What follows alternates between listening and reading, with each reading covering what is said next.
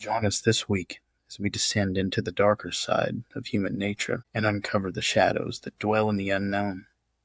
From chilling true crime and gruesome murders to spine-tingling paranormal encounters that defy explanation, we're peeling back the curtain on things that go bump in the night. So grab a flashlight and maybe a blanket, because you're listening to The Guilty and the Ghostly.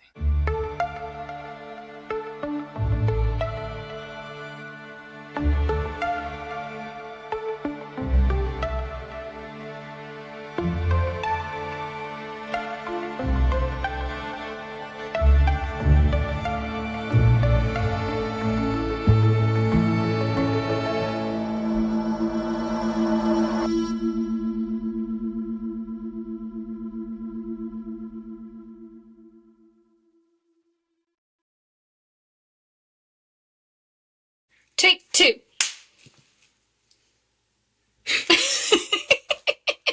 We're re-recording, guys, so luckily we didn't get that far into the story, but we already started this once, and somebody, not going to name any names, Tori, kept calling us over and over, and I have my phone on Do Not Disturb, but because she's one of my emergency contacts, it just Pushed it right on through. And we're a family that if you don't answer when we call, you don't get time to call us back.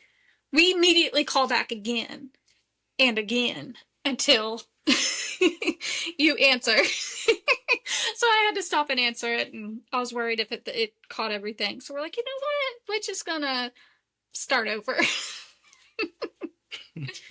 We do need one of those take twos. I told you we need one. Nobody likes my ideas. I liked it. I bet we could get one on Amazon. I bet you could. We're gonna look into that, and then we can put like the episode number and date. That'd be fun. The title. Yeah. We'll have to look at that. Well, other than that, we've we already talked about it, but we had a lazy week. Jackson didn't have practice this week, and so we kind of had a lazy week. It's been nice, and the girls' birthday was yesterday and today, so we... Happy birthday, girls. Happy birthday, girls. We know you don't listen. Yeah, they don't listen. They'll never hear that. We could talk so much shite on them right now, and they would never even know.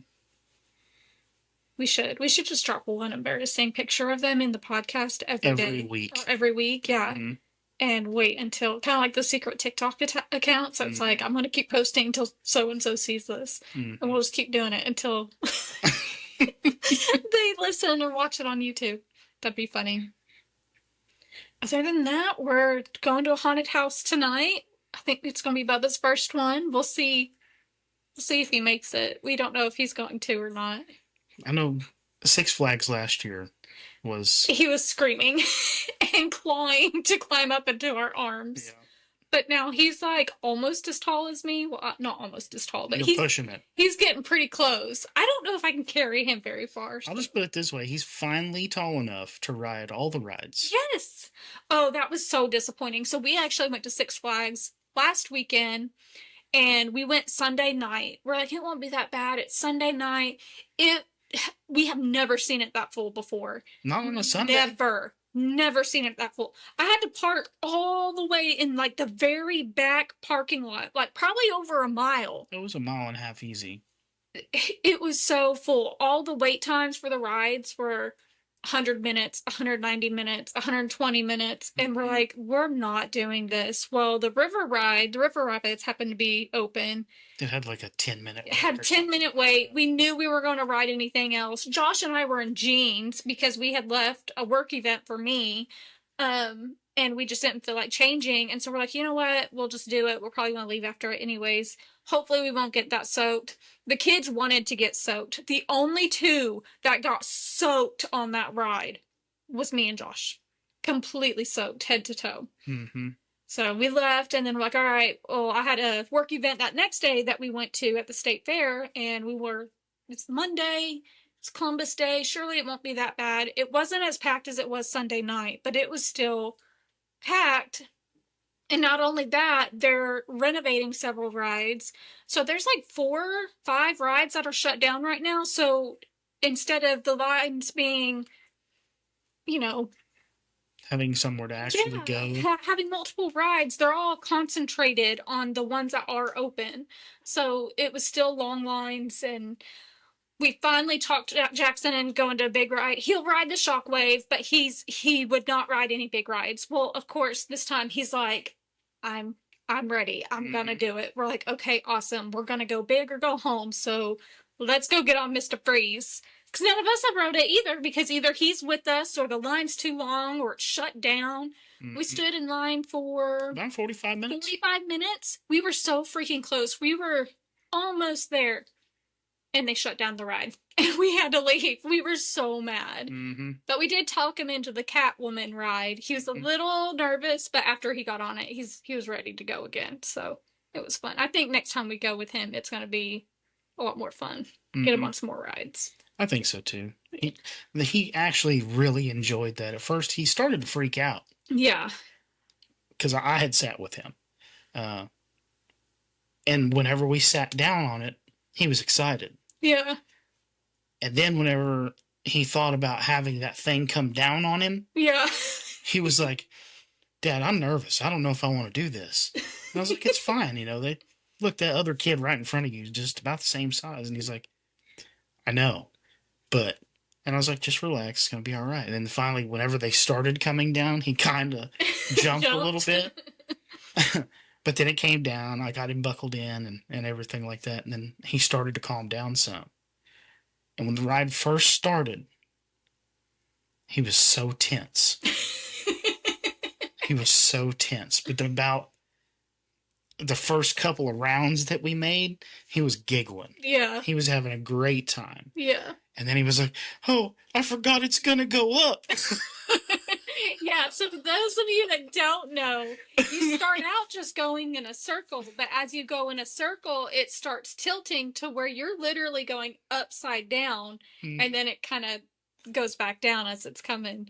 Yeah. So it was a lot of fun. Other than those freaking kids going 6, 7. That is the dumbest trend ever. 15 seconds. But we say that. But do you remember what ours was? Yeah. Yeah, it's not even. I did see on TikTok too, where it's like, I'll let y'all have 6, 7 because Little Wayne 6'7". I can vibe with it. And I was like, all right. It wouldn't have been so bad, but like one over here would say it, and then the one on this side would say it, and then this, and it was just continuously 6, 7, 6, 7. Oh, and then there was one point where it had gotten quiet for a second, and one of them said it again, and somebody came back in the same like sing-songy saying, shut up. They were right behind us. It was the girl right behind us. It was so fun. Yeah, it was hilarious. So it was fun. We enjoyed it. We enjoy Six Flags. We've got every year for Christmas, we get the girls and Jackson Six Flag season tickets. That's our big Christmas present, and we get our money's worth because we normally go for birthdays. We go for any events I have in Dallas, and they work for a lot of different places. Yeah. So sometimes we can go to Six Flags. Sometimes we can take them to the water park. Yeah, Hurricane Harbor. Well, did we lose it? No, because even when I did the thing with Tori, it uploaded. So we just went through all that with Tori because she kept calling me. Well, what do you know? Tamara, who's also my emergency contact, just called me, but I think we're good. We're going to go with it. She means we hope we're good. Yeah, we'll see. Yeah, but we really do need one of those things now. Yeah, I'm popular. And now our daughter's texting me. I guess my Do Not Disturb does not work. Or you forgot to turn it on. No, I turned it on right before we started. I don't know. I don't know either, guys. It's rough. But yeah, so we've been doing Six Flags, getting ready for parties, enjoying life. Oh, and then, should I say about the true crime? I better verify it first, make sure it's that guy. Yeah, let's do that. Okay. To be continued. I may have a true crime.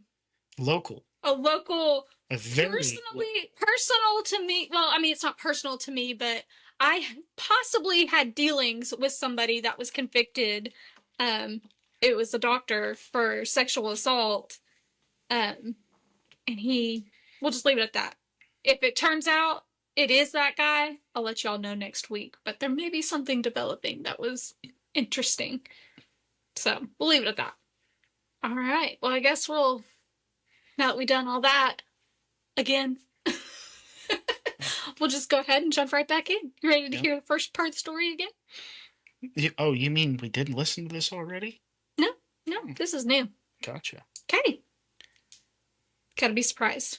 I'll act surprised. Great. Well, as you know, parents didn't always check their kids' candy. It was, go get your candy, go get your fun, eat your candy while you're walking by the fistful is great. Well, that all changed in 1970s when a mix of urban legends, media hysteria, and one very real murder ignited nationwide terror. Is that surprised enough? Clutch your pearls. Clutch your pearls. The 1960s, scattered news stories and rumors began circulating that strangers were putting razor blades in apples and poisoning candy. How I remember something about when I was a kid, and we mentioned this in the last time too. I believe there was a movie that might have been based on those stories. Or it may have been based on this story. Who knows? Maybe. I It's know it always was. been a fear, so. I know it was probably an early, or maybe a late '80s or early '90s movie, but I can't remember. Yeah. I just remember the scenes. Some of them they really stuck with me. Yeah, I'll look and see if I can find it. Well, investigations found no verified cases of this, but still, people's supposed stories spread through newspapers and on TV. By the early 1970s, the idea that someone could poison your child through candy had taken root in America. A big turning point came in 1974 in Deer Creek, Texas, a suburb of Houston, when an 8-year-old boy named Timothy O'Brien died after eating a Pixy stick on Halloween night. So, don't eat Pixy sticks. Don't do it. Don't do it. Which we talked about this earlier too. It's almost more sinister. I mean, obviously it's sinister killing somebody, but this has so many different elements to add to the sinister because of one, who did it, because you are not, I mean, it's awful. Two, this is supposed to be a night of fun for your children. This is supposed to be the night that they go dress up however they want, do what they want, have fun, carefree, getting the candy they don't always get, stay up late, Mm-hmm. that innocent fun. And then somebody turns it into this. It was Thursday, October 31st, 1974. All the kids were getting off the bus from school and running home to get changed into their Halloween costumes to start trick-or-treating. That part's fun, too. I remember the girls, as soon as they got home off that bus, makeup goes on, hair's done, and they're ready to go at like 5. And I'm like, y'all, it's not even time to go. I don't care. We're going. They were ready. Yeah. Yeah. Even Tori. Yep, even Tori did it too.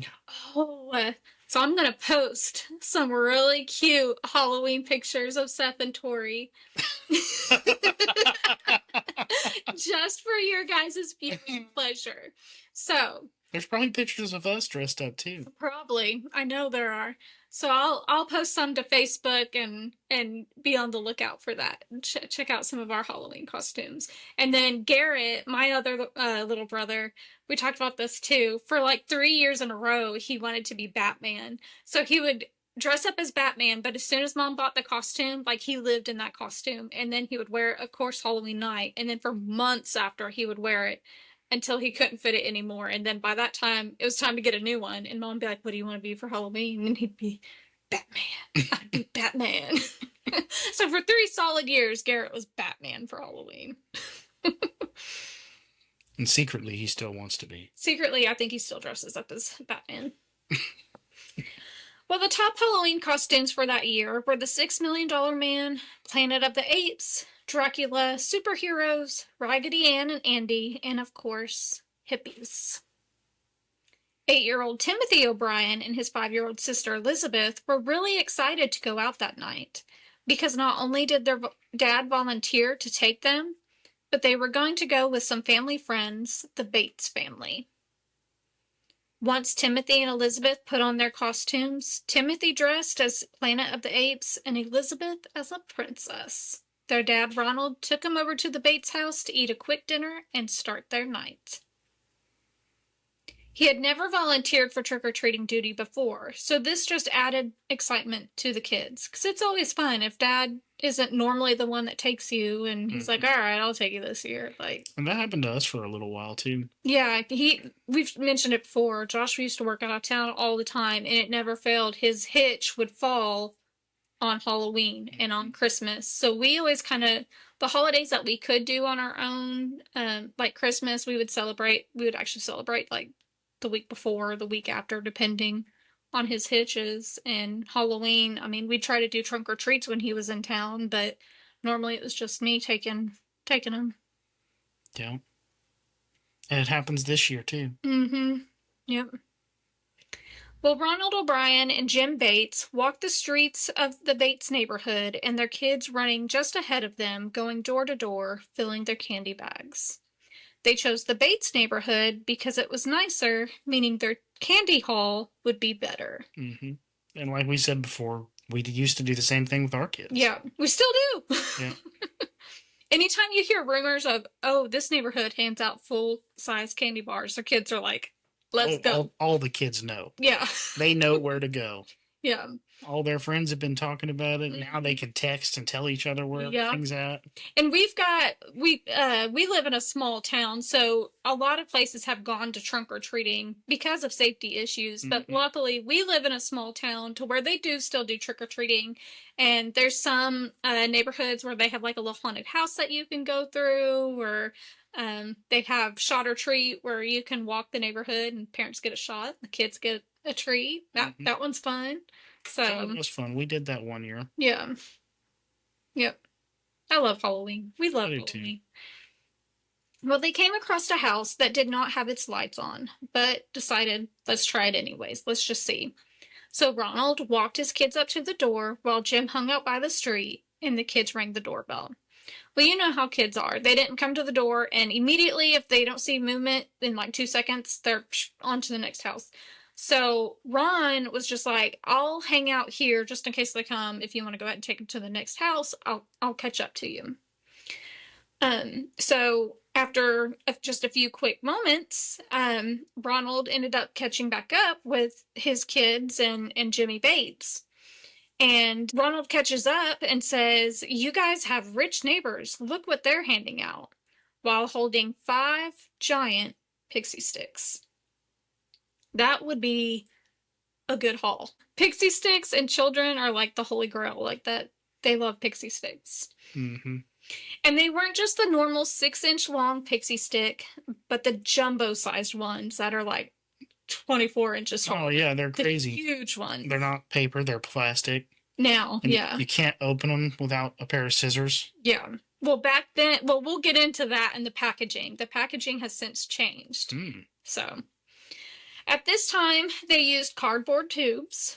The kids were super excited and asked where he got them. And that's when Ronald told them that somebody ended up coming to the door of the house without the lights on. And of course, the kids right then wanted to open their pixie sticks while they were trick or treating. And Ronald's like, no, they're too big. It's too chaotic. Like, just wait till we get home. So they continued to trick or treat, but had to stop early because it began to rain.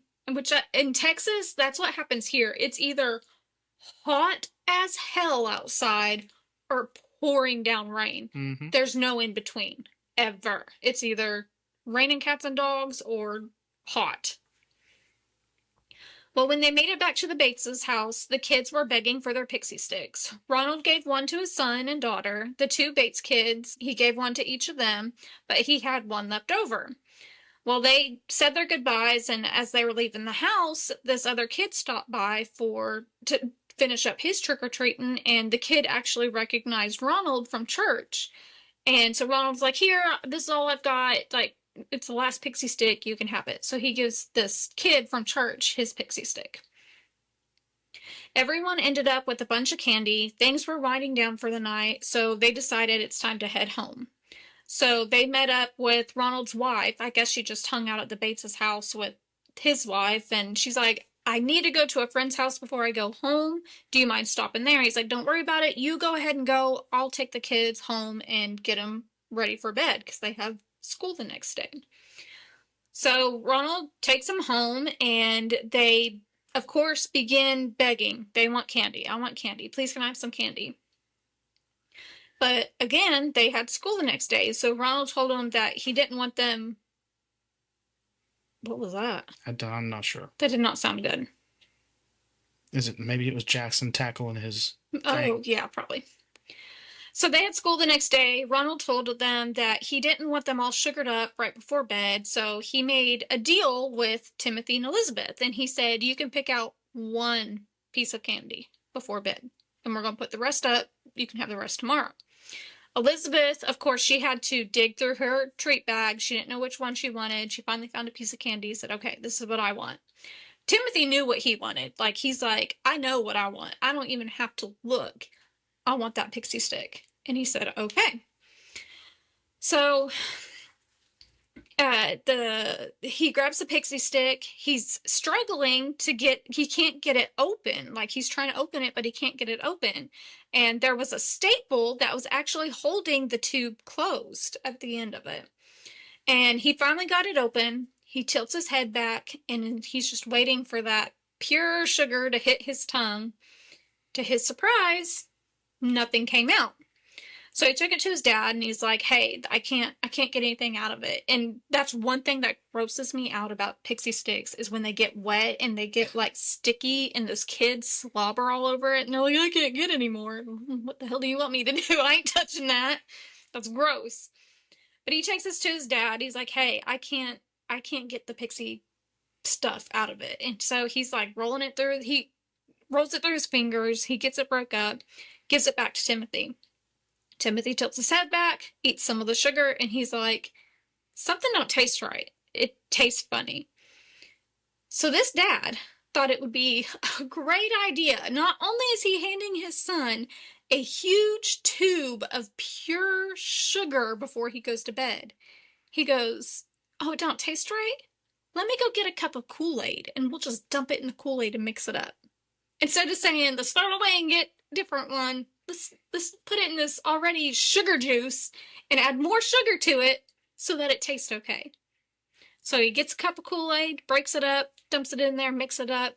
Timothy drinks his Kool-Aid, and he's like, okay, I'm going to bed. Almost immediately, Timothy begins to feel sick.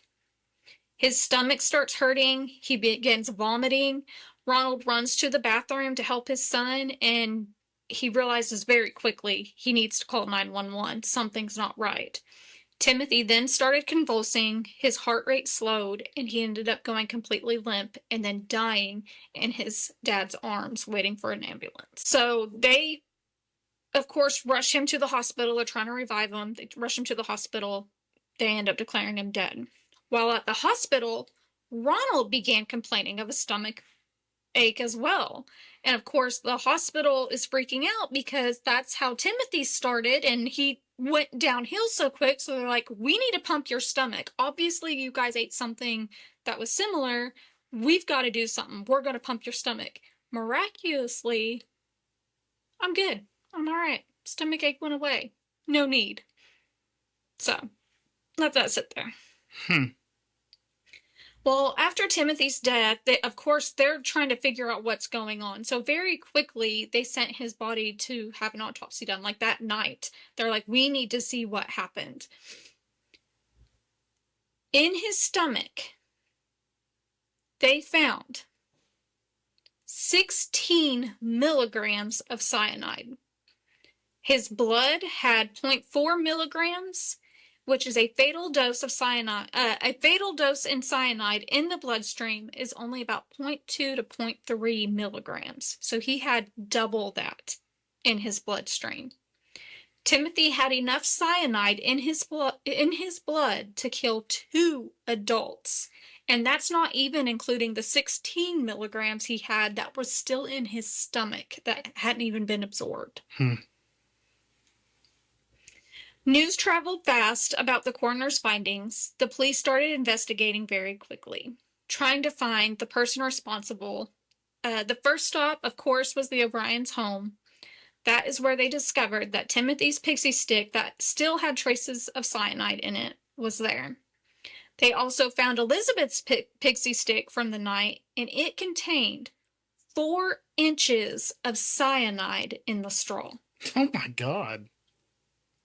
They decided to go ahead and check the Bates children's candy and discovered that both of their candy straws hadn't been eaten yet either.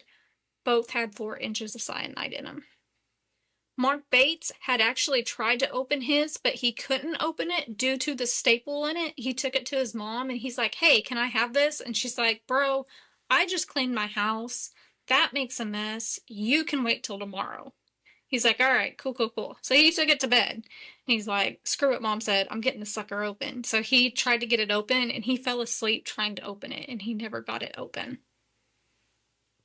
Later, Mark would tell an ATV crew that it was the biggest piece of candy he ever seen.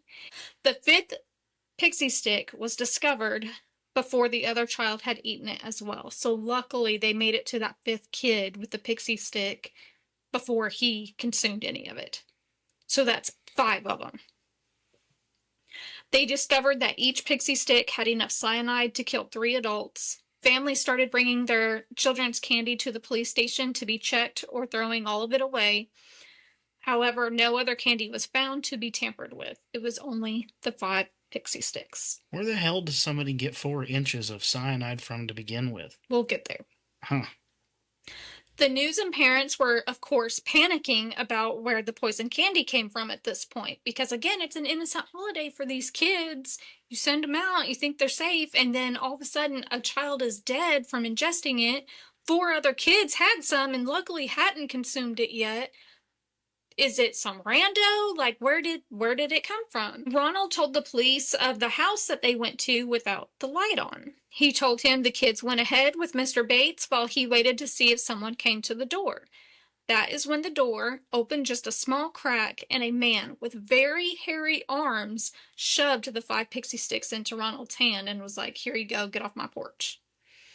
The police took Ronald around the neighborhood trying to locate the house, but he couldn't remember the exact location.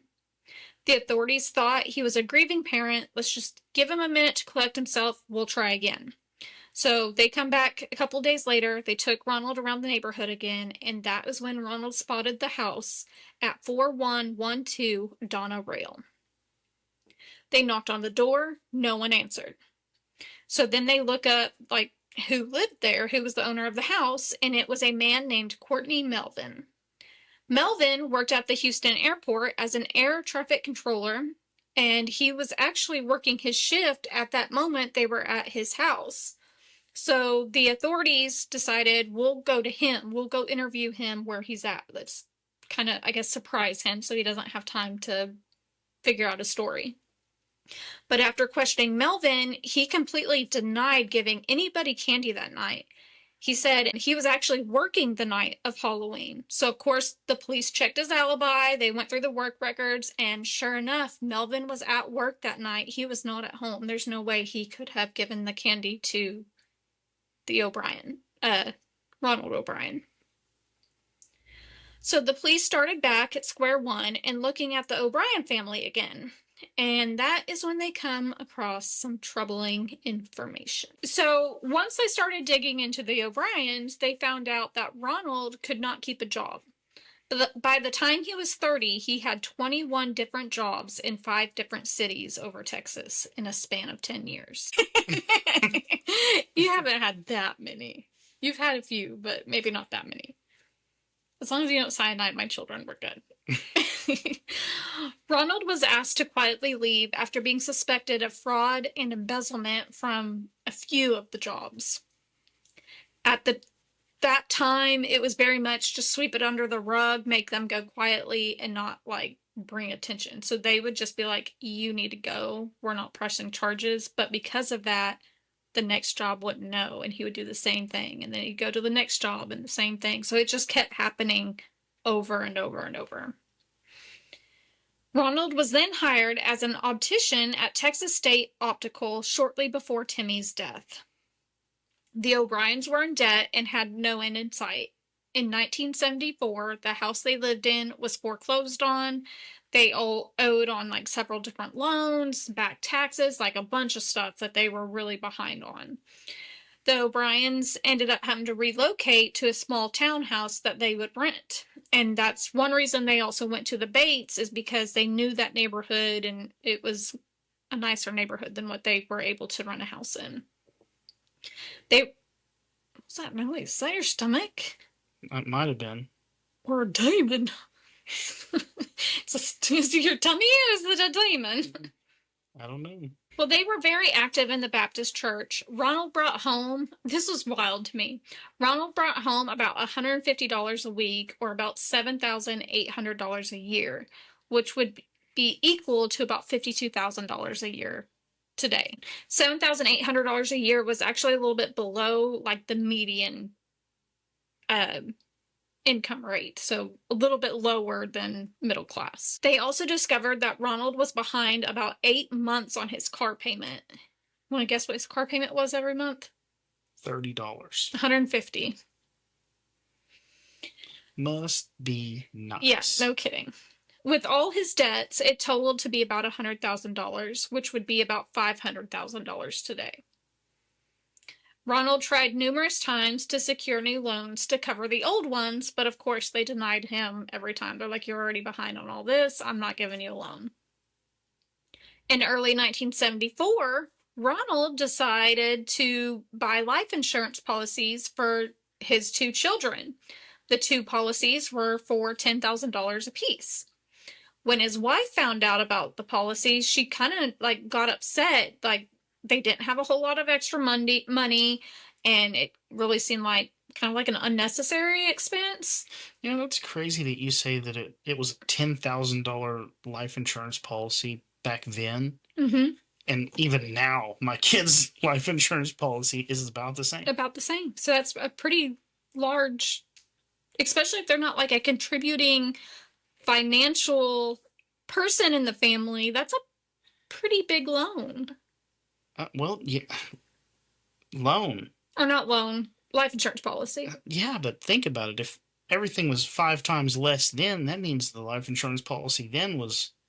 I know, but that's what I'm saying is, yeah, $10,000, and they're not even like, they're not providing for the family financially. So if they pass away, it's not like they're losing Oh, I see money. what you're trying to tie that in now. Yeah, they're not losing money. So $10,000 is a lot. Yeah, and then compared to today, you can barely bury somebody for that much. Yeah, wild. Well, Ronald convinced her it was needed and made sure that the premiums were paid before anything else. So nothing else got paid until those life insurance got paid. In August of 1974, Ronald happened to ask his manager to order some cyanide. It was used to polish the gold frames of glasses, like way back in the day. And the manager was like, that's been phased out. It was phased out in the 50s, and due to the risk of the cyanide, so I'm not doing that. I'm not ordering it. Just use what we have and what we've been using. I'm not ordering cyanide. Well, Ronald, he would pressure the manager and asked if, like, could somebody above you? Can I go above you to order it? And he was like, they're not going to order it either. What are you talking about? And then Ronald even started talking to some of his colleagues about the professional use of cyanide and like kind of hoping, I guess, to get them on board to support him. And then he went above his manager to try to order it, and it was denied. They're like, no, we're not doing that. Well, when that didn't work, Ronald contacted someone he used to work with at a chemical company in Houston. He explained to his old coworker that he was taking some junior college classes, and his professor wasn't like covering what he thought he should be covering. And he was kind of like, I want to kind of show him up and show him my knowledge of chemicals and all this stuff. And somehow this conversation morphed into how cyanide works to kill someone and how much was needed. So I'm going to pause right here. I told you earlier, but I'm going to say it again. If I wasn't on FBI's watch list because of my search history, I am now, because I had to search things like, what happens to your body when you take cyanide? How much does it take to kill somebody? Where does one get cyanide from? It was like suicide prevention, suicide prevention, suicide prevention. I'm like, okay. So you can save yourself from having to do the Googling that I had to do. I'm going to go ahead and tell you a little bit about cyanide. It only takes about a third of a gram to kill someone in just a few days, and only half a gram to kill someone instantly. When cyanide is mixed with the moisture in your mouth, it becomes hydrocyanic acid. It then enters your bloodstream quickly, and it stops your body from being able to use oxygen. It takes about 10 to 15 minutes to die.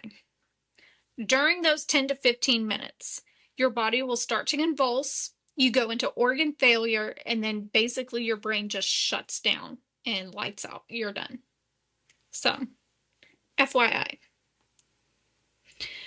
So Ronald would then ask his old co-worker, where could one maybe get some cyanide? And the co-worker gave him a list of a few places he thought he could get some. While he's doing all of this, Ronald's job is starting to become suspicious of him because the till every day is coming up short when he's working. So they're kind of confused at first because he's like this big family guy, very involved with the church, and it just didn't seem like something he would do. And of course, all the previous cases have been swept under the rug, so there's nothing showing that this is a pattern of behavior for him. Mm-hmm. So Ronald ends up going and he purchases even more life insurance on his children right before Halloween. This time, upping the amount to $30,000 per child. He specifically asked the insurance agent not to mention the adjustment to his wife. Like, she don't need to know about this. I'm just doing it. He also lowered the life insurance on himself and his wife and said, don't tell her about that either. That's just between you and me, buddy. So, there's that. Probably did that to keep the payment the same so she wouldn't notice. Well, no, I didn't even think about that. That's a good point. I'm watching you. Don't worry, I'm not that smart. Well, obviously you thought about it. I didn't. Guys, if I'm dead, he did it. No, I didn't. I'm not taking care of those kids by myself. Well, that wasn't the only thing he was keeping from his wife. Late that summer, Ronald was forming a plan with his buddy, Jimmy Bates, the one that went trick-or-treating with him and his kids. They wanted to make extra money, and so they were going to go in and basically go in halves and buy a house together. They picked out the neighborhood they wanted it in. They picked out like what town they wanted it in. And the two thought it would be like a great idea for this extra income. And Jimmy's like, well, I've got my part. You need to pay your part. And he's like, don't worry. I'll have the money soon. It's coming. Just hold tight for a little bit. I've got it. Well, as Halloween approached and Ronald finally found someone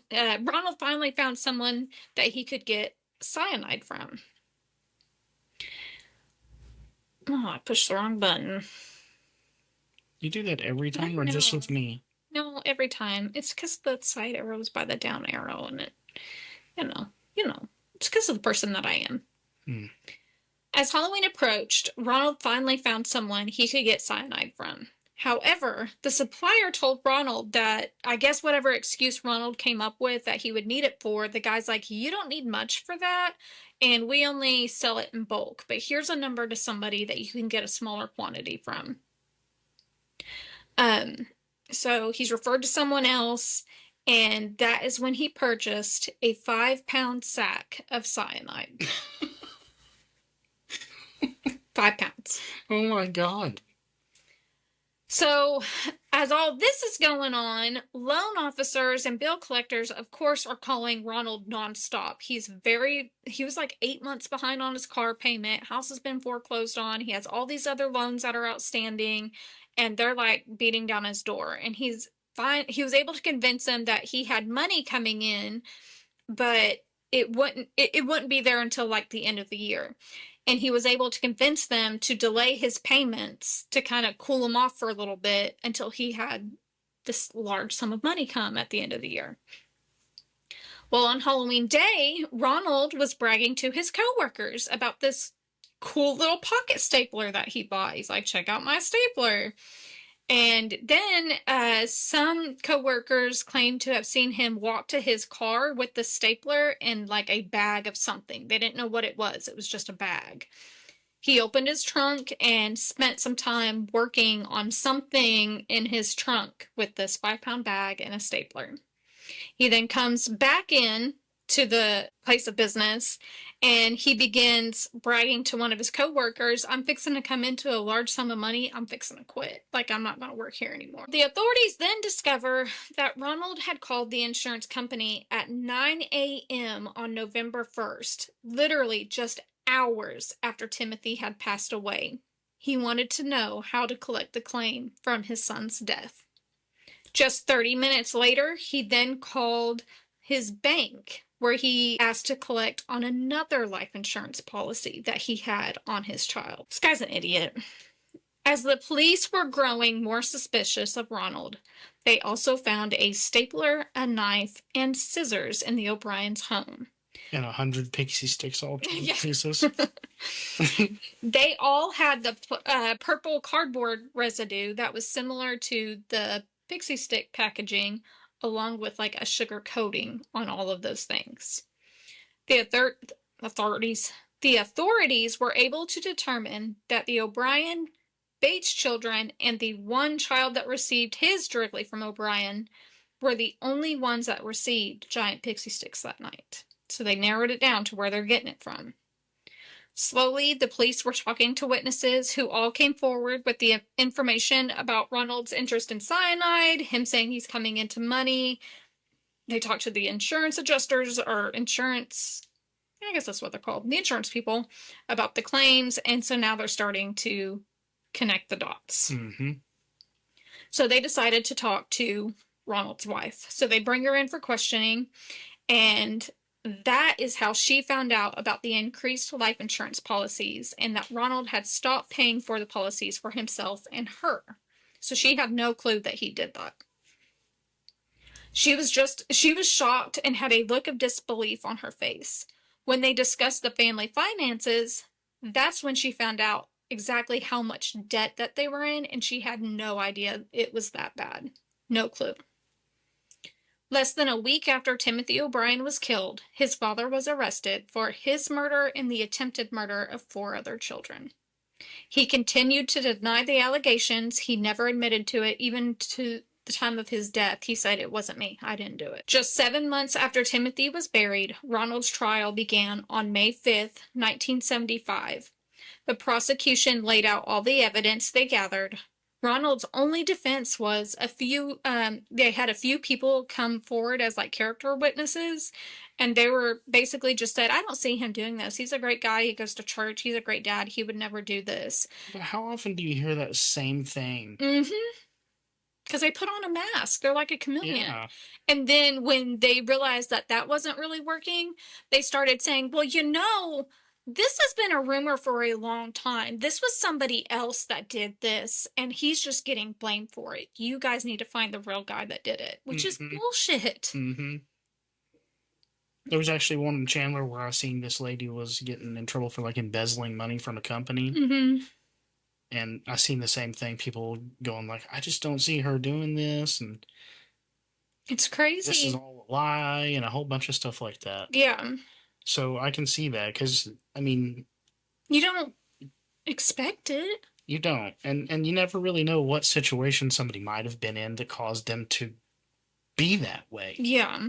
And they put on a front, and you never see the dark side. Yeah. And of course, if they're trying to cover up, they're going to be minding their P's and Q's to make sure they don't get caught. It's kind of like Facebook. Facebook's the same way. You see only the best points in people's lives. Yeah. Occasionally you see bad posts. Yeah. But for the most part, it's all good stuff, so. Yeah. you never really see the downs, you just see the ups. Right. Well, this Pixie stick stock went down for a little while after the murder, only recovering once police actually explained during the trial about the staples and that they're not actually part of the packaging. He put those in there. They would actually seal the ends with heat and close it. That way they wouldn't happen. They didn't have the staples in it. Mm-hmm. Well, on June 3rd, the jury deliberated for only 46 minutes, and they found Ronald O'Brien guilty and sentenced him to death. Death by pixie stick? I wish. Seth and I were talking. Well, you were in here. You did that one with us. Give him 3 pixie sticks. Like, all right, one's laced with cyanide. Good luck. Yep. On March 31st, 1984, it's closer to your birthday, he was executed by lethal injection at midnight, but not before he gave his last words. Ronald said, so this is him denying it to the day that he died, "What is about to transpire in a few moments is wrong. However, we as human beings do make mistakes and errors. This execution is one of those wrongs, yet doesn't mean our whole system of justice is wrong. Therefore, I would give all who have taken part in any way in my death. Also, to anyone I have offended in any way during my 39 years, I pray and ask your forgiveness, just as I forgive anyone who offended me in any way. And I pray and ask God's forgiveness for all of us, respectively, as human beings. To my loved ones, I extend my undying love. To those close to me, know in your hearts I love you and all. God bless you all, and may God's best blessings be always yours.